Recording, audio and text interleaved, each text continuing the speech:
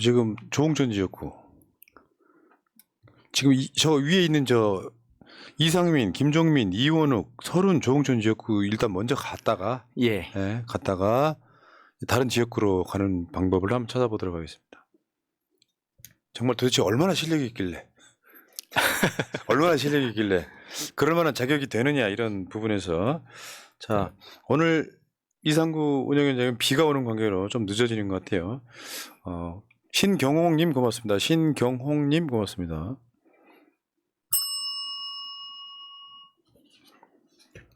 정권 교체를 위한 싱크탱크 350회 방송 시작하겠습니다.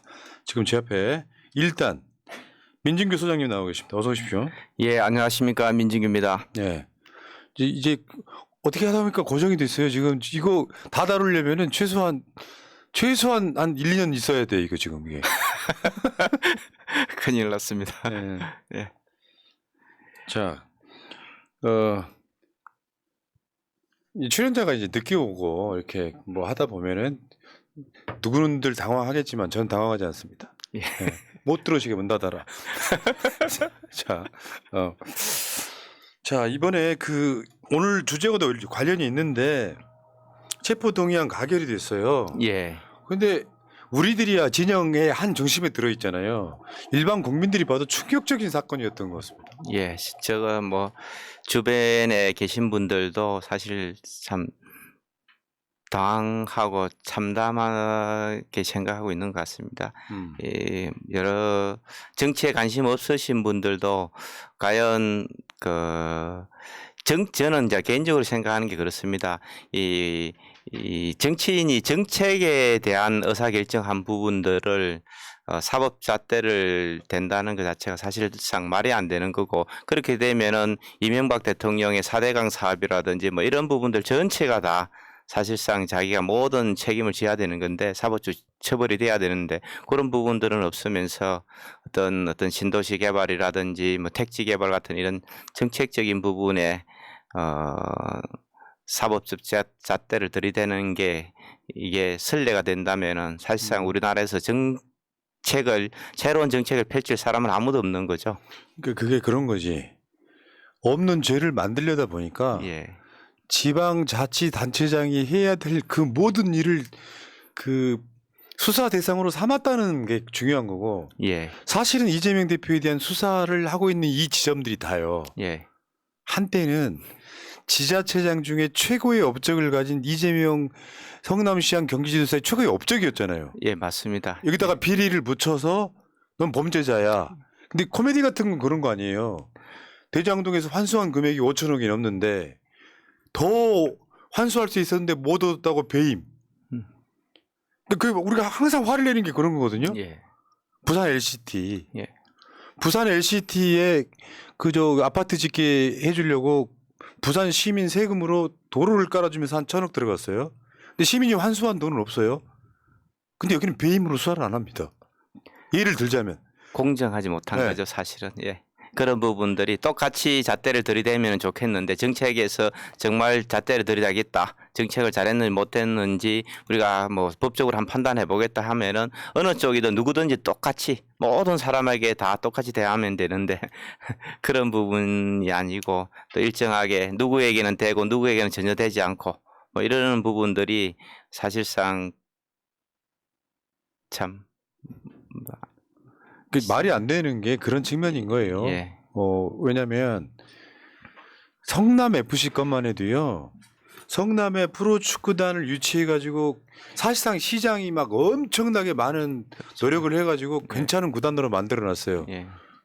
이거를 또 제3자 뇌물이라고. 근데 돈이 간 실체도 없는데 3자 뇌물이라고 그냥 거기다 그냥. 그래서 증거가 뭐냐 그랬더니 정치적 명성이랍니다.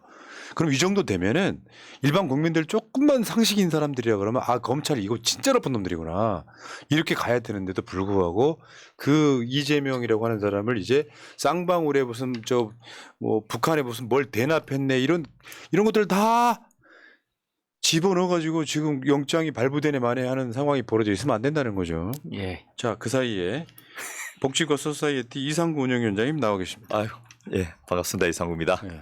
이 부산에서 서울 온 것만큼 머네요. 비가 지금 예, 그래서 계속 오고 길이 있어서. 막히는 거죠. 예. 예. 안 오셔도 되는데. 너무 뭐- 오고 싶어서. 예. 오늘 뭐 국군의 날 행사한다고 성남공하고 또 이렇게 예. 서울 시내하고 오시는 길에 그게 또 통제되는 그런 예, 또 주요 그래서- 도로라서 멀찍이 돌아왔는데도 생각보다 오래 걸리네요. 자, 이 시간쯤 되면은 또 오늘 지각하셨으니까 예. 이거 후원 넘어갈까요? 예, 넘어가십시다. 아니 뭐 너무 사람 너무 점잖아. 올려. 복지과 소사이어티 후원 좀 해주세요. 한 달에 10,000원씩만. 02-327-2353 전화하시면은 후원하실 수 있어요. 자, 그러면 아까 떨망님 감사드리고요. 자, 멕시코 노땅님까지 다 감사드립니다. 고맙습니다. 자, 본격적인 주제로 들어가겠습니다. 자, 우리가 지금 저 서명 받고 있는 사람이기도 해요. 이상민, 김정민, 이원욱, 서른, 조홍천. 예.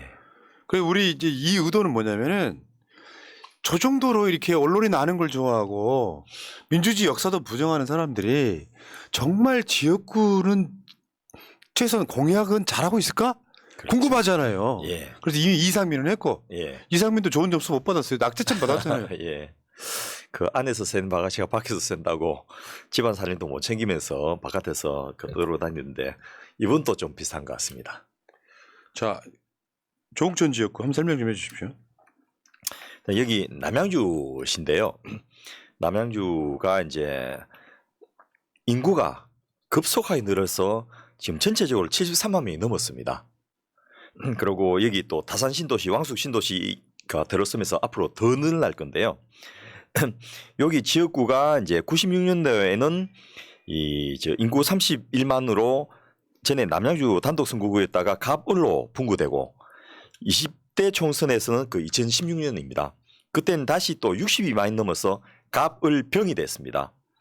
그리고 그 중에서 남양주시 갑이 그 화도, 수동면 뭐 이런 데는 여러분 아신 대로 그 지나가면서 보셨겠지만은 여기 농촌입니다. 그런데 평내동, 호평동 가보면 완전히 아파트 숲입니다. 완벽한 도농 복합 도시네요. 그렇습니다. 도시와 농촌이 같이 들어있는. 예. 그런데 여기가 그냥 아파트가 아니고 어마어마한 거대한 아파트 숲입니다. 그래서 그 2020년 기준으로 선거인 수가 20만 명이 넘어가는 굉장히 큰 선거구입니다. 그러네요. 저 서울만큼은 아니래도 예. 굉장히 큰 선거구네요. 그렇습니다.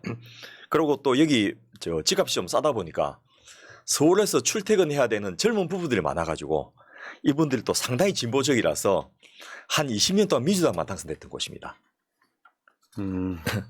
그야말로 뭐라 합니까 국민의힘에서 TK 생각하듯이 민주당에서도 여기가 이제 알짜배기 자리 이런 거죠. 그러니까 생각합니다. 인구 구성으로 보면 도농이라고 하지만 예, 도시 인구가 굉장히 많고 그렇습니다. 보통 이제 수도권에 살던 사람들이 예, 인천으로도 가고 경기도로도 가고 이 과정에 젊은 사람들 소위 말하는 3, 4, 50대 정도가 예, 이제 남양주에 있는 그 도시 지역으로 이사를 많이 갔고 그렇습니다. 남아 있는 농촌 지역은 면적은 비슷할지 모르는데 아니 면적은 훨씬 넓은데 네, 인구는 네. 훨씬 적습니다. 이게 농촌이기 때문에 예. 그렇다 보니까 극명하게 차이가 나겠네요. 예.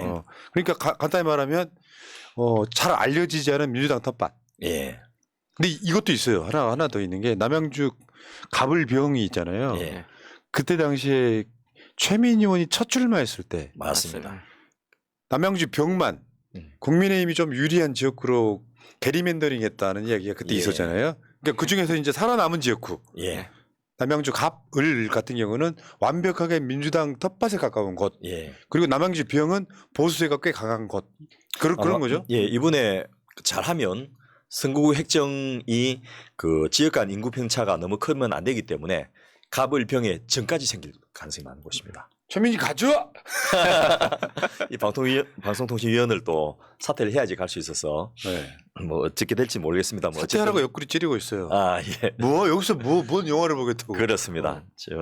뭐 일도 못하는 그런데 그 있으면서 마음 상하고 몸 상하고 시간 쓰느니 그런 것 한번 고려해 보면 좋겠습니다. 자, 그러면 이번에 아까 말씀하신 게 그거죠. 17, 18, 19대는 최재성, 예. 20대, 21대는 조홍천. 그러니까 예. 뭐 똑똑하고 잘나서라기보다는 원래 민주당 세가 강한 곳이다. 그리고 그때 이제 여러분 기억하신지 모르겠는데 일단 민주당계 의원들이 다 당선되는 곳이었는데 중진 그 험지 출마설 이것 때문에 삼선인 최승 의원이 서울로 나오면서 잠실로 갔죠. 예, 잠실로 가면서 이 지역구가 비니까 그때 이제 문재인 당대표가 이 전략공천으로 조홍천을 여기다 꼽은 겁니다. 그래서 정말 저 은혜를 입고 갔는데 저렇게 바뀌니까 참 난감하기도 하고 어떻게 보면 좀 변망덕하다는 생각도 들고 어떻게 저럴 수가 있나 이런 안타까움이 드는 그러니까 것입니다. 민주당 선호 지역에 사실은 민주당 간판으로 그러니까 공천만 되면 당선 가능성이 매우 높은 지역. 예, 그럼 뭐예요? 민주당이어서 당선된 거잖아요. 그렇습니다. 어. 그런데 이분이 이제 여러분 기억하시는지 모르겠지만은 김대중 정부에서 민정수석실 행정관을 했고요. 그리고 2006년하고 7년에는 문재인 정부에서 그때 이제 김성호 법무부 장관이란 분이 좀 성격 좋은 분이 계시는데 그분 밑에서 법무부 장관 정책 보좌관을 또 했습니다. 그런데 박근혜 정부 시기에는 또 공직기강 비서관을 했습니다. 청와대 민정수석실에서 이 좀 정권이 뭐 김대중 정부에서 노무현 정부를 넘어온 건 몰라도 아무리 공무원 출신이지만은 박근혜 정부까지 이어서 하는 것은 좀 특이한 일인데 어쨌든 거기 하다가 이 문고리 3인방이 박근혜 정부의 문고리 3인방이 진행하는 것을 이제 폭로하고 못하겠다고 뛰쳐나와서 그 공으로 전략공천을 받은 겁니다. 그러니까 이거는 굉장히 특이한 케이스예요. 예, 예를 들어서 박근혜 때도 김대중 때도 문재인 때도 여기 다 이렇게 부름을 받는다고 하는 건요. 일단 자기 색깔 없다는 뜻이고요. 예, 자기 색깔 없는 상태에서 나쁘게 말하면 기회주의 성향이 있는 거고 좋게 말하면은 이런 정치 잘하는 분인 거잖아요. 예, 야, 저 정권에 있었는데 이 정권에 같이 들어갈 수 있었다는 게 실제로 청와대나 대통령실은 그렇게 되기가 엄청 어렵거든요. 예. 저하고 같이 근무했던 봉욱 검사란 분인데 똑같이 이제 그 이분이 그 서울대법대 1학년 때 사법고시 합격해서 너무 일찍 윤소원 가면 저 옷을 빨리 벗어야 되니까 일부러 저 늦추면서 김대중 정부 때 행정관 했고 노무현 정부 때도 그 같이 근무하고 비서관까지 했는데 이 박근혜 정부 되니까 이제 자친을 당해가지고 여주지청장이라는 이런 저 흠지를 오지를 돌아다니다가 문재인 정부 때 다시 이제 복귀를 해서 예, 검찰 차장까지 했거든요. 이분이 마지막에 이제 윤석열을 하고 컴피티션 하다가 밀려서 옷을 벗은 분인데 이렇게 이제 보통 아무리 공무원 출신으로 청와대 파견을 오더라도 자기 정치적인 색깔을 좀 갖출 수밖에 없는데 이 조홍천 의원은 상당히 좀 특이한 케이스였습니다. 그러니까 그래갖고 그때 그게 아마 정윤회 게이트 때였을 거예요. 예, 맞습니다. 조홍천과 박관천 경정 예. 그 논란이 있었을 때고 맞습니다. 예. 그러다가 결국 그때 반기 들어가지고 이제 횟집으로 돌아갔는데 예. 횟집을 하고 있었는데 문재인 그저 당대표가 이제 뭐 삼고초를 비슷하게 해서 예. 공천을 했다 뭐 이런 맞습니다. 이야기예요. 예. 그렇다 보니까 이제 이게 남들은 몰라도 지는 일하면 안 되지. 막 이런 생각이 제가 딱 들더라고요. 그러니까 이런 상황에서 그렇다 보니까 이런 문제가 있을 때마다 자꾸 민주당 역사나 결이 아니라 예. 저는 이렇게 봐요. 그렇다고 이 사람 보수 성향처럼 보이지도 않아요. 예. 뭐냐면 자기 정치가 너무 심한 거예요. 예. 정치적으로 보면 그 저쪽도 이쪽도 아닌 사람인데 자기 정치가 너무 심해서 우리라는 개념이 없어요. 그러니까 하고 싶은 말 언론에 나가서 쪽쪽쪽 저쪽 국민의힘이나 조중동이 쓸만한 헤드라인을 계속 주고 있는 그 역할을 하는 사람. 그리고 일종의 관종적인 성향도 좀 있는 네. 것 같고요. 100%. 예. 뛰고 싶으니까. 잘 보고 싶으니까. 왜 그 이야기 대표적인 거죠. 예. 내 부고만 제외하고는 언론에 나면 좋다. 예. 이걸 즐기는 사람처럼 보여요. 예. 도대체 공약을 얼마나 잘 지켰길래. 예. 지금 우리 소장님은 조홍천 인물평 한번 해보세요. 이렇게 욕 안 하시려고 그러는데. 어떻게 보세요? 이분 캐릭터를. 예. 이거는 뭐 공적인 입장이 아니어도 개인적인 입장에도 되니까. 네. 저도 참 어떻게 보니까 우리나라 언론이 왜 이렇게 됐나 이런 생각이 좀 들더라고요. 사실 저 말 같지도 않는 해서도 안 되는 말 뭐 이런 말들을 입에서 나오는 대로 하는데도 불구하고 그런 것들을 뭐 계속 받아주는 언론들이 있으니까 참 그게 참 그렇더라고요. 우리는 안 받아줄까요? 단독 민진규 소장, 조홍천, 저격. 그런데 뭐 이런 상황이 한 20년을 민주당만 계속 해오다 보니까 일단 국민의힘에서는 후보들이 좀 미미합니다. 그 같은 서울대법대 출신인데 이제 심장수 당협위원장이 18대, 20대, 21대 총선에 계속해서 출마했는데 내리 낙마했고요. 지금 또 뭐 연세가 71세신데 열심히 무료 변론 활동을 하시면서 주민들과 소통을 원활히 하고 있고 내년도 출마를 할 것으로 보이고요. 또 이인희 중앙위원회 그 교통부과 부위원장도 20대, 21대 총선 출마 경력이 있는데 이 지난번에 남양주 시장에 출마했던 경력도 있는 분인데 이분 또 나올 예정이고 이철호 전 남양주시의 의장도 지금 출마를 꿈꾸고 있는데 하여튼 이런 분들의 그 경선이 별 의미가 없는 게 여기서는 민주당 경선이 곧 당선입니다. 그렇죠. 그러니까 그러네요. 근데 그러니까 최재성 전 의원의 출마 가능성도 제기가 되고 있다. 오죽하면 그렇죠. 예. 지금 민주당 간판으로 조홍천 내기는 힘들어졌어요. 현실적으로. 예. 그래서 지금 저 징계처분 받고 있는 게 그런 의미거든요. 당원권 정지 한 2년 때리면은 총선 출마 못하는 거죠. 예. 그리고 이 지역구를 버릴 수 없으니까 저는 누구라도 좀 대체할 수 있는 사람을 보내는 게 당 입장에서도 이 의석을 지키는 일이 아닌가 싶습니다. 네. 그 지난주에 우리 저 박대출 지역구 진주갑 했더니 뭐 위원장님한테 연락 왔죠. 예. 갈상돈 위원장. 예. 지금 민주당 위원장이 갈상돈 위원장이에요. 그렇습니다. 저한테도 연락이 왔어요. 아, 예. 관심 있게 보고 있는 거예요 지금. 예. 다. 다음 주 우리 뭐 하기로 했죠? 다음 주 어디로 갈까요? 예, 이현우 의원이 예정돼 있는데. 이원욱. 예. 다음 주는 이원욱으로 갑니다.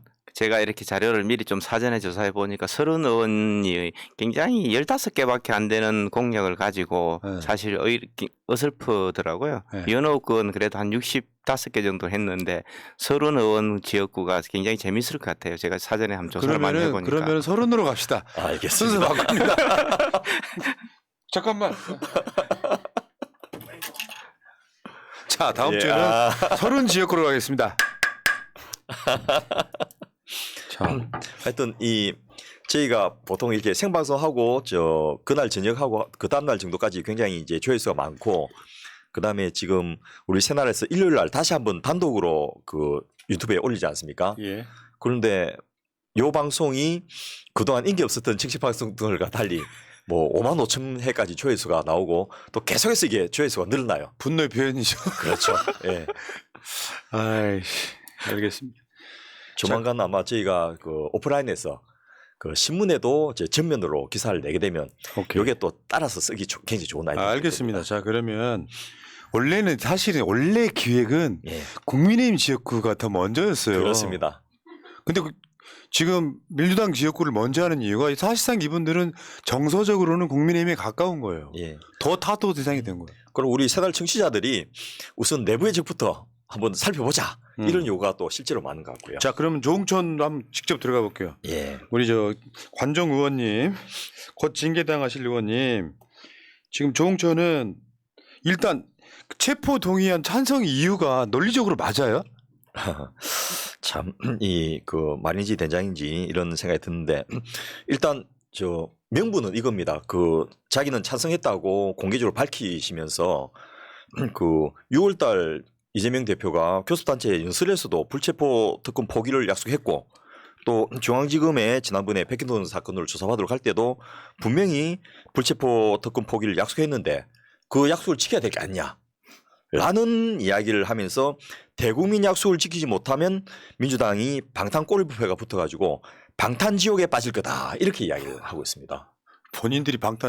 본인들이 지역에 빠졌잖아요 지금. 예. 역풍 지역에. 그리고 이 저 한동훈 장관이 굳이 저 비회기 중에 그 길을 열어줬음에도 회기를 기다렸다가 이 체포동의안을 내고 이런 것들은 왜 한마디도 안 하는지 참 그 어느 쪽의 약속만 중요하고 다른 쪽의 약속은 중요하지 않은지 또 기본 정부와 국회 간의 실관계 본인이 국회의원이면 국회가 존경받도록 그걸 해줘야 되는데 그런 부분은 싸그리 빼버리고 단식 중일 때 고의적으로 민주당의 자중질환을 유도하기 위해서 이렇게 한 것에 대해서 뭐 누가 봐도 명백한 정치적 의도가 있는데 그것을 그 저 무시하고 이 저 약속을 지켜야 된다 이 논리만 하는 것은 별로 설득이 없지 않겠나 싶습니다.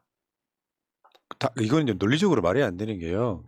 그 전제가 성립이 되려면 정상적 정권, 그렇죠. 정상적 수사일 때는 그게 맞고 비정상적 조건, 그러니까 국민 절대 다수가 얘네들은 지금 정치 보복이나 하는 무능 정권이라는 인식이 있는 가운데 그들이 그 국면을 해결하려고 제1당 대표를 막 엮어서 수사한 거를 정상적인 시각으로 바라봐요. 이재명에 대한 수사는 정당하다는 인식이 깔려 있으니까 저런 말도 안 되는 소리가 나오는 거예요. 앞서 방송에서 푸나님이 이제 그 법정 출석하는 것을 생중계를 해주셨는데 저도 그걸 보면서 진짜 짠한 느낌이 드는 게 그 단식하고 연결된 지 얼마 되지도 않는데 그 혼자서 우산 쓰고 지팡이 짚고 쓸쓸하게 걸어가는 모습이 한편에서는 짠한데 또 한편에서는 의연하시다 이런 느낌이 들더라고요. 이 역사적 장면이 됐을 거예요. 나중에 그럼요. 한번 보세요. 시간 예. 지나서 이재명 대통령 일대기를 다큐멘터리 쭉 나온다. 예. 그 꼭 장면 들어가야 꼭 될, 나와야 예, 되는 장면입니다. 장면이잖아요. 그리고 그것도 막 비가 추적추적 오는데 이 다리에 힘이 없으니까 살짝 미끄러져도 이렇게 넘어질 수 있는 그런 상황인데 저런 모습을 보면서 그 조심스러운 걸음걸이 하나가 본인의 의지만으로 되는 게 아니거든요. 국민을 등에 업고 있으니까 저렇게 하시는구나 싶어서 한편에서는 눈물이 걸성해지는데 또 한편에서는 저렇게 이겨내실 것이다 이런 생각이 들었습니다. 자, 그러면 이제 두 가지 좀 나눠서 얘기 한번 해볼게요. 예. 하나는 이 국회의원으로서 활동 법안 만드는 건 잘했냐? 예. 이거 분석 좀 해주세요. 일단 예. 소장님 먼저 한번. 예. 조홍천 의원이 21대 국회에서 법안 제출한 것은 81건이고요. 원안 수정 가결된 건 12건, 폐기 대안 반영돼서 폐기한 건 23건, 계류 중인 게 46건입니다. 실제 가결된 거는 14.8%에 불과하니까 사실상 뭐 그렇게 높지 않다고 이렇게 볼 수 있을 것 같고요. 법률 전문가라는 입장에서 보면은요. 그다음에 지금 전혀 발의조차 하지 않은 아주 중요한 그런 법률들도 지금 7건이나 되고 있습니다. 그럼 뭐 예를 들어서 교통시설 특별회계법을 만들겠다, 수도권 정비법을 하겠다, 환경정책기본법을 하겠다, 뭐 한강수계법을 개정하겠다, 뭐 이런 택지개발 촉진을 하겠다. 또 특히 피사실 공표 금지 특별법을 발의하겠다. 이것도 굉장히 큰 상당히 많은 정치적 이슈가 되고 있던 그런 법률이고 또 이걸 발의하겠다고 본인이 공약했음에도 불구하고 발의를 아예 하지 않았습니다. 또 뭐 그런 측면에서 보면은 제가 볼 때는 보통 이제 지역 구민들이 공약을 한 것에 대해서 별로 성적을 챙기지는 못하는데요. 특히 이분은 법기술자거든요. 그래서 선거 때 표를 얻기 위해서 주민들의 그 의견을 담아서 법으로 포장을 잘 했습니다. 그런데 야당이니까 또 제출을 해도 의결돼서 통과 안 될 것은 우리가 쉽게 예상할 수 있는데 발의도 안 했다는 것은 그야말로 먹튀가 아닌가라는 느낌이 딱 주거든요. 그러니까 이건 뭐 가짜 공약인 거잖아요. 표만 없고는 안 해버리면. 그러니까 발의를 했는데 어찌어찌 통과 못했다 그러면 그래도 할 말이 있는데 예. 자기 공약한 거를 아예 발의조차 안 했다. 다 끝나가도록. 그리고 지금 이제 6개월 남았는데 지금 발의한단 말은 거짓말이거든요. 심의할 시간도 없습니다. 상임위 상정해가지고 법안 심사소에서 논의라도 해야 되는데 벌써 정기국회고 12월 끝나고 나면 예산 심의까지 하고 나면 바로 이제 선거 국면인데 지금까지 안 했으면 이제 이번 21대 국회에서는 못하고 끝나는 거거든요. 그런데 이분은 이런 법 만드는 거 별로 어렵지 않거든요. 아니 최소한 성의라도 좀 보여줘야 될 건데 가장 중요한 그리고 자기가 표를 얻었던 굉장히 핵심적인 법안들을 아예 발의도 안 한 것은 도대체 무슨 심보인지 제가 이해가 잘 안 됩니다. 보니까 본인의 공약 중에 지금 이 교통시설 특별회계법 미발의, 네. 수도권 정비법 미발의, 환경정책기본법 미발의, 한강수계법 개정 미발의, 공공주택특별법 미발의, 택지개발촉진법 미발의, 피의사실 공표 금지 특별법 미발의. 야, 이런 공약도 있어요? 피의사실 공표 금지 특별법? 이게 이제 하도 문제가 많이 되고 검사들이 이거 가지고 괴롭히니까 이런 것은 사실은 별로 어렵지 않은 법 조항 한두 개만 바꾸면 되는 거거든요. 법안을 내지 않을 이유가 별로 없는데 이렇게 해놓고는 이 법안 내면 이제 결국 후배 검사들 다친다. 이래서 안 한 게 아닌가라고 짐작이 안 되는 거죠. 그러니까 사실은 검사 출신을 영입하는 이유가 이런 것들 때문에 그렇잖아요. 그러니까요. 솔직히 검사 출신들은 솔직히 말씀드리면 법 몰라요. 의외로 요즘 보니까 법을 한동훈 몰라요. 비롯해서 다들 그런 것 같아요. 그리고 이 앞서 푸나님이 언급하신 이 법안들은 이 지역에서 굉장히 주민들의 수건 사업들을 담은 법들입니다. 그렇죠. 맞아요. 남양주 자체가 상수원 보호구역에 묶여 있어가 여러 가지 개발이라든지 뭐 그런 것들이 상당히 어렵습니다. 그래서 주민들 입장에서는 이런 법률들을 제정하거나 개정하지 않으면은 여러 가지 이익이 침해된다고 민원도 많은 그런 어떤 사항들입니다. 대부분들이. 그러고 뭐 통과는 안 되더라도 일단 발의라도 해놓으면 자꾸 이제 국회에서 논의가 되고 이슈가 되면 그 다음 또 22대 국회에서도 이게 통과될 가능성이 높아지는데 아예 발의도 안 했다는 것은 소위 말해서 유권자들 기망한 겁니다. 사실은 이게 정상적인 국가라면 주민 소환 비슷하게 끌어내리는 게 맞는 그런 그렇습니다. 사람들이잖아요. 예. 자, 알겠습니다. 그러면 지역으로 한번 가볼까요? 이제 네. 선거 공약 이야기 할 건데 선거 공약이 지금 어떤 게 제시돼 있습니까? 그 63개 공약이 이제 선거 공보문에 나와 있는데 본인이 내걸은 것들 매니페스토 실천본부에 등록된 거는 69개 공약이라서 한 6개 정도 차이 나는데 일단 이 공약들이 정치 분야, 행정 분야가 7개, 또 경제와 산업 분야가 6개, 사회와 복지 분야 31개, 문화와 교육 분야 19개, 과학기술 분야는 0. 이렇게 해갖고 제일 많은 것은 일단 방금 말씀드렸던 대로 이 사회와 복지 분야 공약들인데 이것도 살펴보니까 이름은 사회공약, 복지공약인데 대부분 건설 공약들입니다. 아, 이건 뭐 고질병이네. 그러니까요. 우리나라 국회의원들 대부분 다 그렇습니다. 예. 다 일단 건물 짓거나 도로 뚫지 않으면은 본인들 뭐 그렇게 표시도 안 나고 또 여러 가지 뭐 그렇게 후원해 줄 사람도 많지 않고 이런 부분들이 자, 있는 거죠. 그러면 이제 중요 공약을 한번 가보겠습니다. 예. 중요 공약이 그러니까 뭐 여러 가지 지금 화면이 어지러울 정도로 많이 있긴 한데 예. 진짜 중요 공약이 뭐예요? 분석하시기로. 일단 뭐 남양주 세무서 유치를 호평동에 하겠다. 또 남양주 동부보건소를 자기 지역구에 하겠다. 이런 거 사실 국형 공약은 아니거든요. 구의 의원이나 시의 의원 뭐 나가도 시장이나 도의 의원 정도가 할 공약인데 이것도 이제 지역 주민을 위한 편의시설과 공공기관 유치가 공약에 들어 있는데 이건 뭐 쇼맨십으로 그렇게 서비스를 했다 하더라도 본인의 전공 분야인 법을 활용해서 남양주시라는 특성을 반영한 앞서 말씀드렸던 이 남양주 규제 완화 3법 이분이 3.3 시리즈를 굉장히 좋아하십니다. 그리고 남양주 규제 완화 3법에 수도권 정비법 개정, 환경정책 기본법, 한강수계법 개정 이런 것들 들어있거든요. 이 듣는 사람 입장에서는 귀에 쏙쏙 들어오는 그런 법입니다. 3법이네요. 우리, 예. 우리 조응삼 씨. 예. 그리고 남양주 개발이익 환원 3법.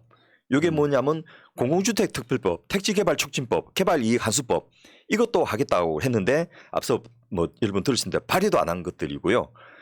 이 법안도 개발이익을 전부 주민들에게 100% 옳지 돌려주겠다 이런 법안인데 뭐 통과는 고사하고 제출도 안 했으니까 그렇고요. 국민기본권 보호 3법. 이것도 이름이 아주 좋지 않습니까? 이게 앞서 말씀드렸던 비사실 공표금지법, 민사소송법, 형사전자소송법 이런 것들이 있는데 이걸 통해서 인권은 더 두텁게 하고 편의는 더 크게 하겠다고 했지만은 이거 역시 발의도 하지 않았고요. 그 다음에 그저먹은 것도 있습니다. 감염병 대응체계 강화를 위해서 질병관리본부를 질병관리청으로 승격하는 거. 이거 그냥 자기가 아무 노력 안 해도 그냥 된 거거든요. 근데 이해가 안 되는 게 국회의원 공약으로 이게 가능해요? 예를 들면 이런 건 있죠. 총선 때 정당 비례대표를 얻을 때 정당 공약은 가능해도 예. 이걸 공약 숫자 늘리기 아닙니까? 그러니까 이거 문재인 대통령이 다 해준 거거든요. 그리고 복지부의 복수차관제 도입 이것도 이미 돼 있는 겁니다. 근데 여기에 본인이 뭘 노력했다는 건 제가 찾을 수가 없었습니다. 야, 진짜 민주당이라고 하는 열차에 그냥 얹혀서 갔네. 예. 제가 요 두 가지는 뭐 제 전공 분야에서 잘 알고 있는데 또 현재 1차관, 2차관 제가 다 같이 일하던 분들이라서 다 아는데 이분들 차관 자리 만드는데 조 의원이 소위 말해서 숟가락도 얹었다라는 이야기 제가 들은 적이 없는데 차려놓은 밥상을 이제 이거 갖고서 됐으니까 내 공약 달성 이렇게 쓸 거 아닙니까? 진짜 그러겠네. 예. 야, 질병관리본부를 청으로 승격. 이거 내가 해냈습니다. 이거야? 예. 그리고 더 재미난 게 이제 앞서 말씀드렸던 이 남양주가 민 소장님 말씀하신 대로 교통이 가장 큰 문제거든요. 왜냐면 집값 비쌌어. 서울에서 못 사니까 남양주까지 밀려났는데 이분들은 직장은 다 서울에 있어요. 그래서 출퇴근이 가장 큰 현안이거든요. 그래서 양주에 강상면으로 고속도로 틀어든 게 굉장히 관심이 되는 듯이 남양주도 똑같습니다. 그래서 그 GTX B 노선과 동서고속철도를 조속한 사업을 추진하겠다. 6호선 마성역을 연장하겠다. 그 울산 답내역을 신설하겠다. 또 출근길 강변북로 정체해소를 위한 이동형 중앙풀대를 설치하겠다. 심지어는 남양주 출퇴근 3법, 진짜 3법을 좋아하시는데 이를 통해서 출퇴근길 고통을 해소하겠다. 여기에 광역교통법, 간선급행법, 교통시설특별회계법 이런 개정들 다 들어있는데 이것도 지금 법안 제출을 안 한 것도 있고요. 또 본인이 아무것도 안 했는데 돼버린 것도 있고 막 그런 상황이 들립니다. 야, 그러니까 이런 거 있어요. 초선 때는 어떻게 뭐 전략 권총 받아서 오면 잘 몰라가지고 전에 쓰던 공약 좀 재활용하는 경우도 있겠지만 재선쯤 될 때는 공약이 굉장히 구체적이고 실현 가능성이 얘기되잖아요. 매주 말씀드리고 있는 것 중에 하나가 이재명 시장, 이재명 도지사가 공약 이행률이 90%를 넘겼던 이유는 실현 가능한 것만 공약으로 걸어서 그거를 약속을 지키는 정치를 보여줘야 되거든요. 민주당 정치인 중에 이런 사람들이 굉장히 많다. 그리고 지자체장 임기 4년밖에 안 되지 않습니까? 4년의 공약을 90% 이상 하려면 진짜 마음 먹고 초반부터 밀어붙여도 될까 말까입니다. 저는 90%라는 공약은 정말 전념을 다해서 그것도 검찰 조사를 그 전체 임기 3분의 1을 매일 검찰 조사를 받는 상황 속에서 했다는 것은 좀 경이적인 실적인데 적어도 그 자기가 공약 내걸었으면 지키라는 노력은 해야 되는데 아니 그 법안 발의야 얼마든지 할 수 있지 않습니까? 뭐 하도 왕따라서 동료원들이 도장을 안 찍어주면 모르겠는데 엔간하면 법안 품앗이 하거든요.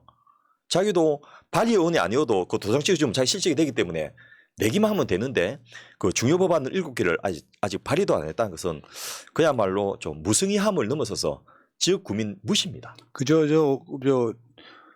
방송 나가느라 예. 이럴 시간이 어디 있어요. 내부 청결하게 바쁜데. 그리고 문화나 교육 관련 공약도요. 이게 전부 다 그 건설 관련 공약인데 문화예술 공연장 조성, 그 이패동 소재 남양주 종합운동장을 평내 호평동으로 이전하겠다. 100만 남양주에 걸맞는 종합운동장 야구장 실체관을 시설하겠다. 체험공원을 만들겠다. 또 이 앞에 공약하고 뒤에 또 중복되기도 한데 인구 12만인 화도읍이 전국에서 가장 큰 읍이랍니다. 아. 예, 여기에 맞는 수영장, 실내체육관, 각종 체험 좋은 프로그램을 신설하겠다. 또 화도 제2체육문화센터를 만들겠다. 이런 것들이 이름은 문화공약이고 복지공약인데 사실은 전부 건설공약이지 않습니까? 그럼 저 남양주가요. 시청이 어디에 있어요? 남양주 시내 안에 있죠. 예. 그러니까 거기 가장 중심지가 화도읍이라는 거예요? 아니면은 아니요. 그렇습니다. 외곽입니다. 예, 하도 외곽인데 예. 그 아파트가 들어서면서 갑자기 굉장히 팽창했던 그런 곳이죠. 그래서 거기다가 이렇게 어쨌건 지금 보니까 딱 그러네요. 이제 일단 도농 복합지구에다가 배드타운 느낌도 좀 있고 그렇다 보니까 서울 출퇴근하는 교통 문제가 가장 큰 이슈 이게 있었던 거고 그리고 이런 게 여기가 또 지역이 젊은 사람들이 많으니까 실제로 이제 생활체육에 대한 욕구가 상당히 많거든요. 그러면 본인이 문재인 대통령 공약만 좀 분석해 보면요. 문재인 정부에서 강하게 추진했던 것 중에 하나가 지역사회 스포츠클럽 활성화입니다. 이거는 기존 생체육 같은 데가 이제 실제로 별로 활동을 못 하니까 엘리트 체육들을 생활체육을 연결해가지고 지역 주민들의 생활체육을 즐길 수 있도록 만들겠다는 건데 예를 들면 본인이 관심 있으면 이 지역사회 스포츠클럽 시범사업을 남양주에 유치하는 것만으로도 굉장히 많은 서비스를 해줄 수 있거든요. 시설과 공간이 없어서 못한 게 아닙니다. 프로그램이 없어서 못하고 거기에 예산을 들이지 않아서 못한 건데 이런 거라도 좀 해봐야 되는데 이 지금 문화공약을 보면 별로 관심이 없으시구나. 이미 문재인 공약은 나와 있는 상태였거든요. 자기 21대 총선에서 그 대통령 공약 조금만 살펴봐도 얼마든지 이렇게 무슨 12만에 맞는 거대한 운동장 짓겠다, 체육관 짓겠다가 아니고 이런 걸 통해서 지역 주민들의 생활체육 활동을 지원하고 장려하겠다. 이렇게 할 수 있었는데 만들 때부터 별 관심이 없었던 게 아닌가라고 짐작을 할 수가 있습니다. 이분이 이제 숟가락 얹는 거 좋아하시네. 예. 왜 이런 게 있거든요. 만약에 저한테 지역구를 주거나 해서 뭐 국회의원이나 시장 한번 해보라고 하면 가장 먼저 고민할 것 같은 것들이 있잖아요. 예. 이 지역을 내가 알게 되면 제가 여기 살아요. 그러면 이 지역에 대해 좀 잘 압니다. 그럼 이것 좀 해주면 좋겠다라고 하는 것들을 체계적으로 만들어가지고 이건 언제까지 한다라든지 이런 식으로 저 계획을 짜고 해서 그게 실제로 우리 주민들한테 도움이 되게끔 해야 되는데 아까 말씀한 것처럼 실현 가능성 없는 거 아니에요? 종합 운동장 이거 건설하고 이러는 거는? 예. 그리고 지금 운동장이 없어서 운동 못한 게 아니거든요. 그리고 거대한 운동장 하나 있으면 거기 누가 몇 명이나 가겠습니까? 그거잖아요. 저 활주로에다가 고추 말리는 거랑 똑같은 맞습니다. 것이 돼버리는 거죠. 지금 대부분의 그 지역에서 만든 운동장이 1년에 활용하는 날이 한 일주일, 2주밖에 안 됩니다. 아이고. 대부분이 다 그렇습니다. 뭐 시민의 날 행사 뭐 이런 예, 거 하나 하고. 예, 맞습니다. 또 아니 정당 행사도 해야죠. 지역구 정당 행사. 그런 거 빼고는 거의 다 놀고 있습니다. 그 제가 이제 이 지역사회 스포츠 클럽 포함한 생활체육 그 활성화 정책을 이제 제가 기한을 하면서 전국에 있는 공설 운동장 있지 않습니까? 226개 지하철마다 하나씩 다 있습니다. 예. 심지어는 용인 같은 데는 국제규격으로 국제대회를 유치할 수 있도록 만들었는데 평균 가동 일수가 방금 소장님 말씀하신 대로 11개월 반을 놀립니다. 진짜 고추 말리는 데 쓰겠네. 예. 그리고 가동하는 기간 동안에도 스탠드 같이 객석이 있지 않습니까? 객석 점유율이 20% 미만입니다. 아이고, 그래서 이건 이 시설들의 평균 실질 가동률이 4% 미만이더라고요. 그 정당을 떠나서 문제네요. 그러면 이렇게 좀 머리가 있으면 종합운동장을 활용할 방안을 또 만들어야 되잖아요. 예. 문화 행사도 좀 하고 그런 거 안 하면서 SOC 공약만 막 해가지고 건설해 놓으면 이거 관리 비용만 들어가잖아요. 그래서 속초에서 이 공설 운동장이 저 외곽에 미시령 터널 내려온 데서 있으니까 접근성이 굉장히 떨어지거든요. 그래서 그 엑스포장 매립지에 그 속초시장이 이 야간 조명을 켜주니까 그리고 사람들이 잔디 밟아도 문제 없도록 그 인조 잔디를 깔아주니까 여기가 막 밤새 활성화되는 거예요. 야, 저런 게 진짜 그 지역 주민들을 위한 생활체육 지원 활동이구나. 뭐 그 트랙을 빽빽 도는 사람도 있고 그 필드 안에서 공차하는 애들도 있고 자전거도 타고 이렇게 그 완전히 거인의 정원 같은 그런 느낌을 제가 받았거든요. 알겠습니다. 이재명 그 지사가 대표께서 성남시청 시장에 계실 때 그 저 시청 거대한 그 층사 김대엽 시장이 만들었던 그걸 전부 개방을 해가지고 시장실도 그 밑으로 내려버리고 제일 좋은 자리는 그 도서관을 해주고 그 시청 마당에 그 수영장 풀장 만들고 애들이 웃음소리를 끊이지 않게 만들고 이런 것들 보면서 제가 받았던 느낌들 이런 느낌들을 좀 구현했으면 하는 바람인데 알겠습니다. 너무 아쉬운 거죠. 자, 좀 지적시켜 볼게요. 예. 내일은 사랑님, 오 해피님 감사하고요. 지금 이 보니까 교육 분야 공약이 찾아보기 힘들다고. 예. 물론 이제 이해가 안 되거든요. 예. 일종의 신도시가 자기 지역구 안에 있는 거잖아요. 예. 그럼 교육 분야 공약이 왜 없어요? 일단 이제 여기 사는 저 젊은 부부들이 애들이 아직 어리거든요. 그러니까 어린 집 유치원 정도 다니고 기껏해야 초등학교 다닙니다. 그러니까 그것에 대해서 별로 교육 분야 공약이 이제 그 크게 표가 안 된다는 생각을 안 하시던 것 같고 두 번째 교육을 잘 모르시는 게 아닌가 싶은 생각도 듭니다. 아, 그분은 지금 보니까 교육이 필요한 분이에요. 아니 역사 교육도 필요하고. 예. 그래서 본인이 관심이 없는지 아니면 교육 분야를 도움을 준 분이 없었는지 하여튼 교육 분야 공약이 하나도 없는 것도 왜 특이합니다. 우리가 혁신 도시가 잘 안 되는 이유 중에 하나가 교육 때문에 그렇잖아요. 예. 그래서 이제 뭐 저 주말이면 다 서울로 올라가 버리는 것처럼 교육 분야 공약은 장기적 관점에서 굉장히 중요할 것 그렇습니다. 같은데. 그 지역에 그 정주하게 만드는 굉장히 중요한 공약이고 왜 남자들은 고등학교 어디에 나왔냐 이게 자기들 인생의 자기 근거지를 판단하는 굉장히 중요한 팩트인데 여기서 중고등학교 지원찮으면 이 사람들 다 떠나가 버립니다. 그래서 좀 공약도 이제 분야별로 균형을 맞춰야 되는데 예를 들면 이분 산업 분야 공약 중에서 소부장 산업 육성 이런 거 있거든요. 그런데 이 남양주에는 그런 업체 자체가 없습니다. 장기적 관점에서 한 8선쯤 할 모양이죠. 그래서 반도체 공장 관련 부품 회사라든 그걸 유치하겠다는 게 아마 남양시장의 공약에 일부 포함되어 있습니다. 아직 유치는 못했는데 뭐 그런 부분을 하겠다 얘기까지는 일단 있습니다. 아직. 그러니까 결국은 도농 복합 지역인데 농촌 관련 공약이 없고, 예. 그 다음에 과학기술 공약은 거의 없고, 예. 요거네요. 아니 도농 복합 지역이면 예를 들면 그 지역의 농업을 육성시키기 위해서 여러 가지 할 수 있거든요. 그래서 6차 산업으로 농업을 지원하겠다라든지 또 그 지역의 그 도시 지역 이 동지역에 있는 분들하고 그 면지역에 있는 분들하고 연계해서 지역 먹거리를 지산지소로 먹게 하는 뭐 지역 장터를 설치하겠다라든지 아니면 그 도심 지역에서도 스마트팜 같은 걸 해가지고 활성화시키겠다든지 이런 것들을 그 여기 인구가 유권자가 20만이나 되니까 자치 소비를 얼마든지 활성화할 수 있는데 그런 거는 전혀 검토를 안 해가지고 공약 아예 언급을 안 하고 있습니다. 사실은 뭐 그런 농사 짓는 것보다 논을 좀 수용해서 땅값을 좀 올려줘 가지고 운동장 지어주는 게 사실 주민들한테는 크게 도움이 되는 예. 거죠. 사실상. 자, 뭐 이렇게 다루기 시작하면 예. 끝도 없을 것 같아서 예. 그러면 두구두구두구두구 두구두구 조홍천 공약 평가 예. 5개 분야를 우리가 평가를 하고 있어요 매주. 예. 어떻게 될까요?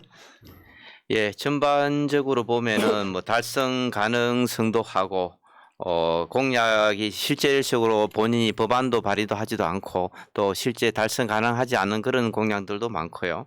그다음에 남양주 주민들에게 도움이 될 만한 그런 어떤 그런 적절성 부분에서도 보면은 또 하고 실제 이게 제대로 했느냐 안 했느냐 자기는 했다고 주장할 수 있지만은 주민들한테 도움도 되지 않고 했는지 안 했는지가 굉장히 모호할 수 있는 그런 공약들 예를 들면은 뭐 주민이 만들어가는 맘체크 안전지도 시스템을 구축하겠다.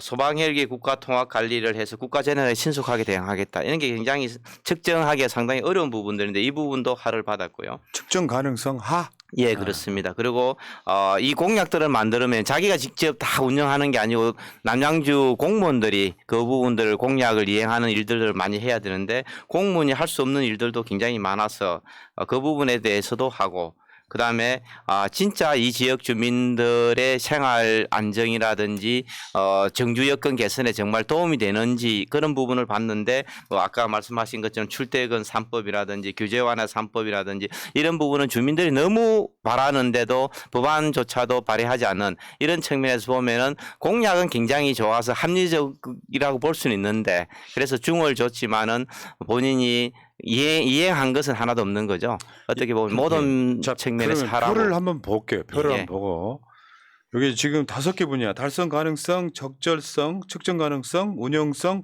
합리성 이 분야에서 평가를 받더니 맨 오른쪽에 하하하하 중. 예, 전부 예. 우리가 웃을 수밖에 없는. 근데 뭐 중도 냉정하게 보면은 하라고 볼 수밖에 그러네, 없는 거죠. 진짜 예. 그리고 이분이 그 차릴남 밥상에 그 숟가락 얹기를 참 잘하시는데요. 그런 공약들을 굉장히 요령 있게 잘 찾아 놓으셔가지고 뭐 예를 들면 우리가 달성 가능성의 측면에서 GTX B 노선을 그 연장하겠다, 빨리 착공하겠다라고 했는데 이거 본인이 그 2020년까지 하반기에 착공한다라고 발표는 됐는데 여기에 본인이 어떤 노력했다는 근거가 하나도 없어요. 손대고 그거 풀었네요 보니까. 예. 지하철 6호선 마성역을 연장하는 거 이것도 이제 그 자기 지역구가 아닌 와부업으로 이제 남양주시가 요청을 해놨는데 그러면 이거는 자기가 공약한 걸 달성했다고 할 것인지 어쨌든 연장은 됐는데 그러네요. 지역구는 아니거든요. 할 것인지 이런 것들도 지금 의문이고요. 특히 이제 출퇴근 길에 굉장히 정체가 많으니까 이동형 중앙 분리대를 하겠다라는 건데 이게 도로교통법상 불가능합니다. 법을 바꿔야 되는 문제네. 예. 그래서 그냥 생각하기에 우리가 왜 정체 구간에 그 한쪽을 이 신호등을 해가지고 하는 그런 부분인데 그건 아예 설계할 때부터 다르게 해야 됩니다. 그래서 그런 것도 아쉽고 이 공약이 남양주 지역에 적합한지 이런 것들도 앞서 말씀드렸던 대로 멀티 스포츠 단지 조성 이게 그 운동장이 없어서 못한 게 아니거든요. 그런데 이걸 만드는 것만 공약을 해가지고 이걸 통해서 주민들을 어떻게 활용할 수 있도록 할 것인지 이런 것에 대해서는 뭐 영역도 안 하고 대안도 없습니다. 공약으로서 적절하지 않다 이런 거죠. 그 지역에 안 맞다는 거죠. 그리고 뭐 미세먼지 40% 감축을 위해서 한중일 협력체계 구축하겠다라고 하는데 이거는 본인이 할 수 있는 그런 내용. 대선 출마잖아요, 이거는. 예. 대선 출마. 그러니까 이게 그 부분을 못하는 것. 아까도 말씀드린 것처럼 정당 전체의 공약도 있어요. 총선 공약이. 예. 당의 공약. 여기에는 적당히 들어갈 수 있다고 보는데 이거는 대체 본인이 무슨 40% 감추기 위해서 한중일 예. 협력체를 구성합니까? 그리고 공약 실현의 측정 가능성이라는 측면에서 보면 예를 들면 세테드 범죄 예방 설계를 하거든요. 그걸 통해서 가로등과 CCTV를 넘어서 이걸 통해서 이제 많이 설치하고 주민들의 안전을 도모하겠다라는 건데 일단 셉테드 개념이 이 가로등과 CCTV 많이 설치하는 것만이 아니고 이 도로의 구조, 골목길의 그 구조 이런 것들을 바꾸는 것이 포함돼야 되는데 이 셉테드를 좀 잘못 이해하고 있는 게 아닌가라는 게 하나가 있고요. 본인은 이거 공략했는데 남양주시에서 관련된 어떤 노력을 했는지가 제가 알 수 없는데 예를 들면 시흥시는 시장이 나서가지고 기존에 있는 저 CCTV를 그 셉테드 지역 범죄 예방 설계 구역에는 전부 지능형으로 바꿨습니다. 이게 이제 5년이면 교체하게 이제 법률로 돼 있으니까 그걸 어차피 교체할 건데 똑같은 거 교체하지 말고 지능형으로 해놓으면 거기에 만일 저 퇴근하는 여성이 이상한 행동을 보이면 그게 탁그 디텍션을 예, 하게 돼 디텍션 있습니다. 돼가지고 예, 이 저 파출소나 이런 데 그 예. 경보가 가게 돼 있거든요. 예, 자동으로 가게 돼 예, 있습니다. 이런 것들을 하고 제가 이제 그 경기도의 이 도민안전혁신단의 또 위원이기도 한데 이게 너무 좋아가지고 젊은 이 시흥시장이 굉장히 의욕적으로 해서 지사님한테 지사님 이거 우리 저 경기도 전체로 확산합시다. 그래서 도비에서 만일 이 지능형으로 바꾸면 그 추가 비용만 그걸 지원해 주는 걸 합시다. 이런 걸 하고 있는데 본인이 정천 의원이 관심만 있으면 우리 남양주시 먼저 시범사업 하겠으니까 저희 도와주십시오 이렇게 할 수 있거든요. 저 지사님 또 정기적으로 자꾸 만나시는 것 같은데 이런 거 요구했다는 보도를 제가 본 적이 없습니다. 그러니까 관심이 있으면 자기 공약이 실현되기 위해서 뭐라도 할 수 있는데 그런 것도 안 하고 있고 지금 뭐 야간길 그 여성 안전기가 지킴이 이런 데를 운영하는 데도 꽤 있거든요. 지역 자율방문대원한테 그 활동비 좀 주면서 경광등 들고 그 지하철역이나 이 버스 정류소에서 집에까지 에스코트 해주는 그런 것도 있고요. 또 지역에 있는 편의점, CU나 그 JS24의 그 긴급 신고센터를 운영해가지고 혹시나 문제 있을 때 그쪽으로 도피하면 거기서 신고도 대행해주고 하는 프로그램이 있는데 이거 남양주에서 한다는 이야기 제가 들은 적이 없거든요. 돈 안 들여도 할 수 있는 것들이 많이 있어요.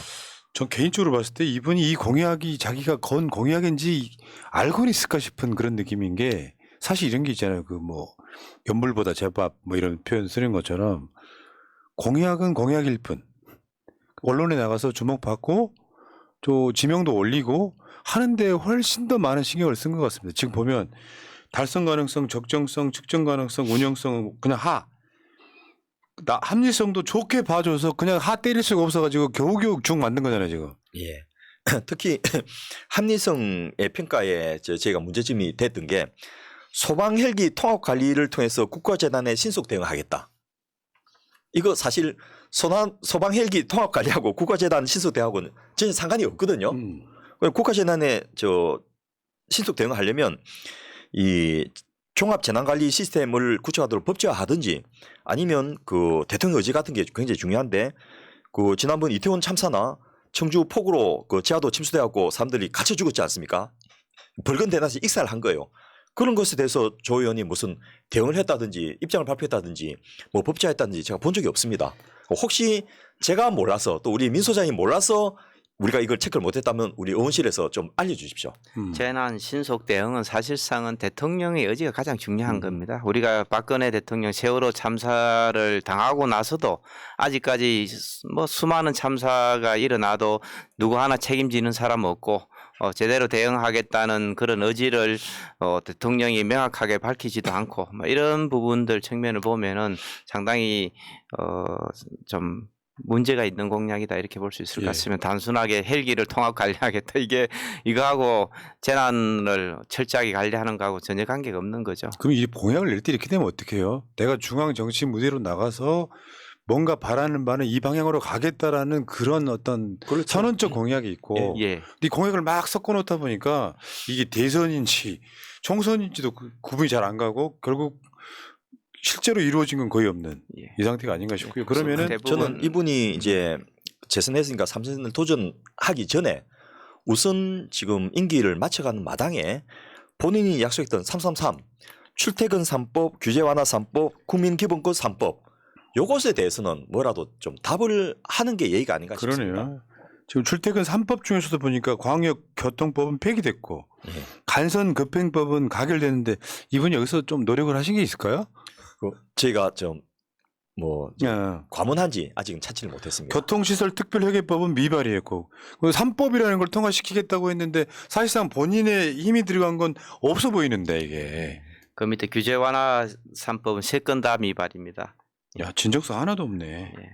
그러니까 이익하는 3법도 2개는 미발이고 1개는 지금 계류 알겠습니다. 중이고. 예. 그러니까 자꾸 같은 당 뽑아주니까 이렇게 된 게 아닌가 이런 생각도 드는데 그거는 당의 문제가 아니고 사람의 문제가 더 크거든요. 그렇죠. 열심히 하는 사람이 있어요. 예, 이게 이제 민주당의 공천에도 반영돼야 되잖아요. 예, 예. 그 국회의원 평가를 할 때 공약 이행률 같은 거 평가하잖아요. 예, 근데 자기가 워낙 셀럽이다 보면은 잘 모르시는 분들이 이제 지지해가지고 당선되는 경우 대부분 쉬운데?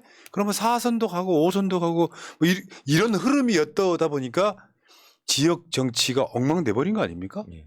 그래서 저는 민주당이 사고지구당 지정하는 제도가 있거든요.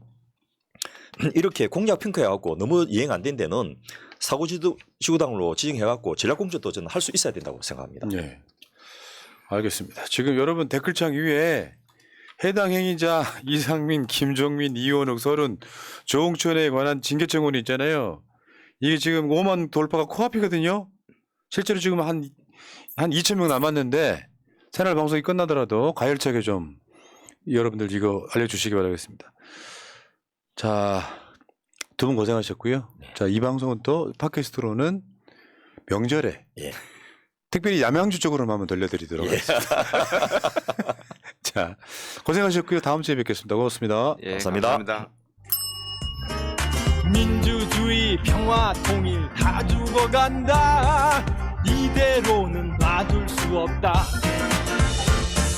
자, 다시 한번 해보는 거야. 자, 다시 한번 싸우는 거야. 자, 손 맞잡고 어깨를 걸고 우리 함께 이기는 거야. 자, 다시 한번 해보는 거야. 자, 다시 한번 싸우는 거야. 자, 손 맞잡고 어깨를 걸고 우리 함께 이기는 거야. 자, 다시 한번 해보는 거야. 자, 다시 한번 싸우는 거야. 자, 손 맞잡고 어깨를 걸고 우리 함께 이기는 거야. 자, 다시 한번 해보는 거야. 자, 다시 한번 싸우는 거야. 자, 손 맞잡고